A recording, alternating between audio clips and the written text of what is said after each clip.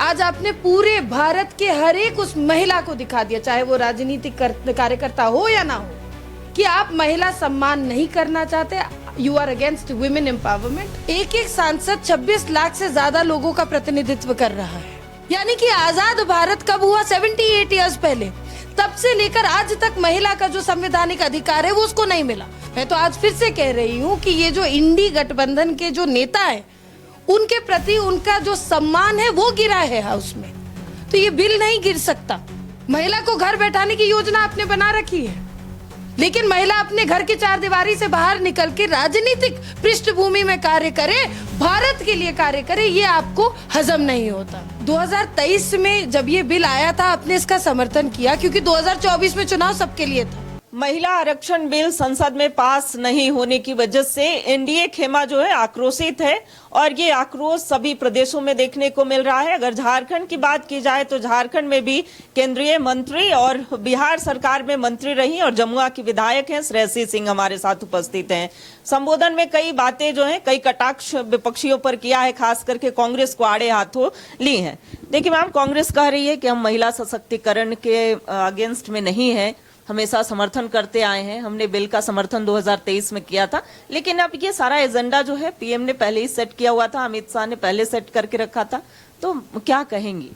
देखिए, कांग्रेस और India alliance के जितने लोग हैं, इन लोगों ने जो भी लॉजिक दिया उसका कोई भी बेस नहीं है। अगर 2023 में जब ये बिल आया था आपने इसका समर्थन किया क्योंकि 2024 में चुनाव सबके लिए था, आपके लिए भी था, तब आपने इसका लाभ लिया। लेकिन अब जब आधी आबादी नारा भारत की सच्चाई बन सकता था, राजनीति प्रतिनिधित्वकर्ता में अगर हम लोगों को आरक्षण मिलता, मुझे आपको, भारत की हर महिला को आरक्षण मिलता, तो इसमें क्या गलत था? स्पेशल सेशन इसीलिए बुलाया गया कि जो विलंब होता है इसको लाने में, इसको लागू करने में, इस कानून को, उसको थोड़ा सा जल्दी कर दिया जाए। यानी कि आजाद भारत कब हुआ? 78 ईयर्स पहले। तब से लेकर आज तक महिला का जो संवैधानिक अधिकार है वो उसको नहीं मिला। आज भी पार्लियामेंट हाउस में महिला की भागीदारी मात्र 13% पर है। हम उसको बढ़ा के 33% जल्द से जल्द चाहते हैं। जिस सेंसस ने कहा कि 543 सीट्स होनी चाहिए, वो सेंसस 1971 का है, तब की फ्रीज की हुई सीट से, जब 55 करोड़ आबादी थी भारत की। आज दुगने से ज्यादा बढ़ चुकी है, 140 करोड़ हो गई है। ये अब किसी भी हालत में 500 सीट्स को बढ़ाने की आवश्यकता भारत के संविधान के, भारत के लोगों को है। एक एक सांसद 26 लाख से ज्यादा लोगों का प्रतिनिधित्व कर रहा है। आप मुझे बताइए कि क्या अर्थ है इस बिल को डिले करने में? और ये बिल जो है ये डिले भी नहीं होगा। जिस तरह से जनगणना का काम चल रहा है, जब ये जनगणना का काम खत्म होगा, संवैधानिक रूप से आर्टिकल 81 और आर्टिकल 82 एनफोर्स किया जाएगा। और आर्टिकल 81, 82 यही कहता है कि जनगणना के बाद जो परिसीमन का कार्य है वो होगा और उस अनुसार सीट्स बटेंगे।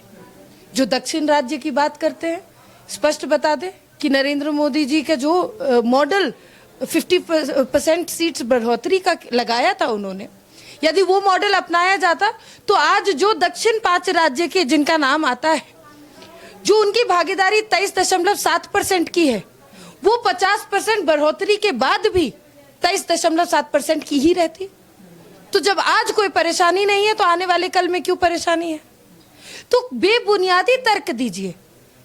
लेकिन आज आपने पूरे भारत के हर एक उस महिला को दिखा दिया, चाहे वो राजनीतिक कार्यकर्ता हो या ना हो, कि आप महिला सम्मान नहीं करना चाहते। You are against women empowerment. आप घर बैठाकर उनको पैसा दे देंगे, उनके बैंक ट्रांसफर कर देंगे, लेकिन आप वुमेन एम्पावरमेंट नहीं देखना चाहते। महिला को घर बैठाने की योजना आपने बना रखी है, लेकिन महिला अपने घर की चार दीवारी से बाहर निकल के राजनीतिक पृष्ठभूमि में कार्य करे, भारत के लिए कार्य करे, ये आपको हजम नहीं होता।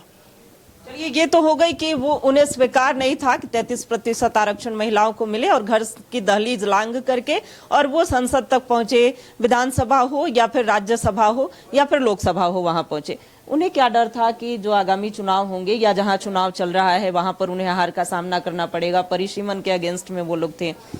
आपने राज्य सरकार पर भी निशाना साधा, यहाँ की जो सरकार है उन पर भी निशाने साधे। पहले तो ये जानना चाहेंगे कि क्या बीजेपी या फिर एनडीए ये हार करके भी जीत गई है?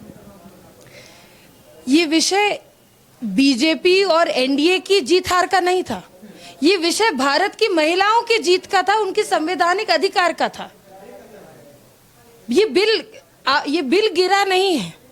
मैं तो आज फिर से कह रही हूं कि ये जो इंडी गठबंधन के जो नेता है उनके प्रति उनका जो सम्मान है वो गिरा है हाउस में, तो ये बिल नहीं गिर सकता। प्रधानमंत्री नरेंद्र मोदी जी ने भी बोला कि ये भारत की महिलाओं का अधिकार है, आज नहीं तो कल मिलके रहेगा। संवैधानिक रूप से भी इसका प्रावधान बना हुआ है। तो ये ना तो ये किसी की हार जीत और राजनीतिक हार जीत तो बिल्कुल भी नहीं है, क्योंकि कल होके ये बिल आता दीदी तो ये सिर्फ मेरे लिए या एनडीए के लोगों के लिए, एनडीए की महिलाओं के लिए नहीं आता। ये बिल आता तो भारत की महिलाओं के लिए आता, जो राजनीतिक रूप से किसी भी विचारधारा का साथ दे सकती है।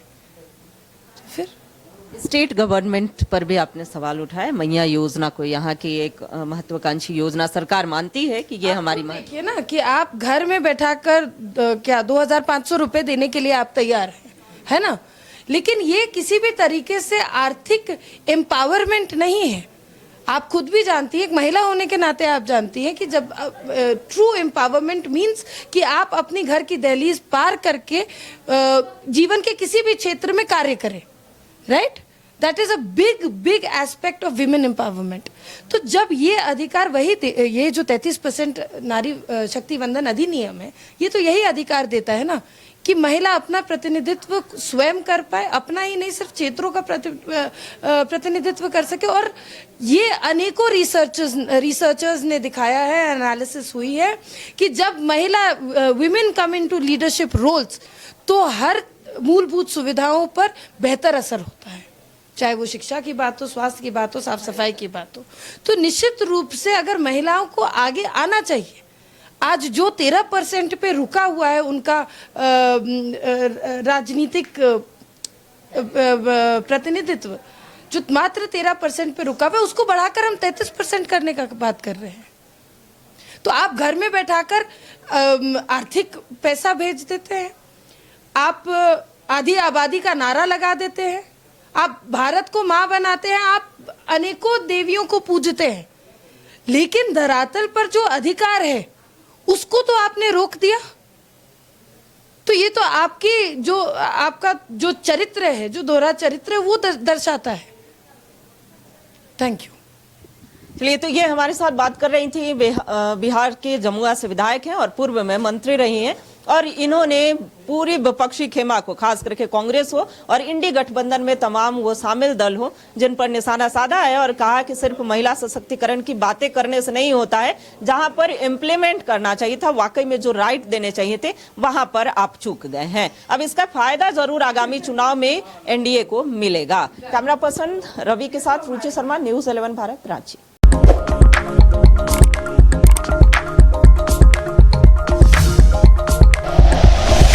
Like and share videos, subscribe करें हमारा चैनल और प्रेस करें बेल आइकॉन। न्यूज़ 11 भारत, सच है तो दिखेगा।